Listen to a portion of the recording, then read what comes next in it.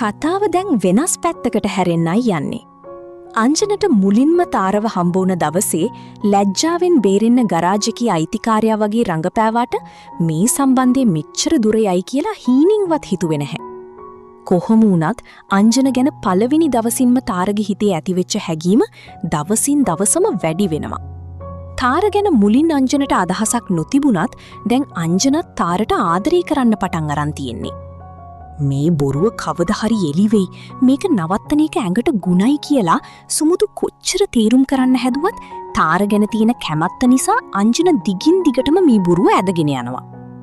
අංජන නිසා කොච්චර ප්‍රශ්නවලට සුමුදු මූණ දුන්නත් හැම වෙලෙම හෙවණැල්ල වගේ සුමුදු අංජන ගාව ඉන්නවා.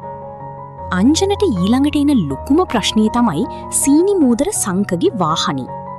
සීනි මෝදර සංක කියන්නේ වාහනීට අනිත් හැම දෙයකටම වඩා ආදරය කරන කෙනෙක් විතරක් නෙවෙයි අංක 1 මැරෙක්. තාරගේ තාත්තට අංජනගේ වාහනී ගැන තියෙන හැම සැකයක්ම හොයාගන්න නම් මේ වාහනී තමන්ගේ ගාවට ගන්න ඕනේ. මේකට ගහපු ප්ලෑන් එක හින්දා තමයි මේ සැරේ අංජන අමාරුවේ වැටෙන්නේ. වාහනී නැති බව දැනගත්තාම තමයි සංකගේ ඉහ මුල රත් වෙන්න ගන්නේ.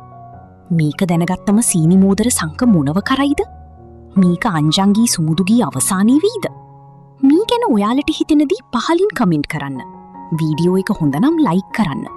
ඒ වගේම මේ වගේ වීඩියෝ බලන්න අපේ channel එක subscribe කරන්න අමතක කරන්න එපා.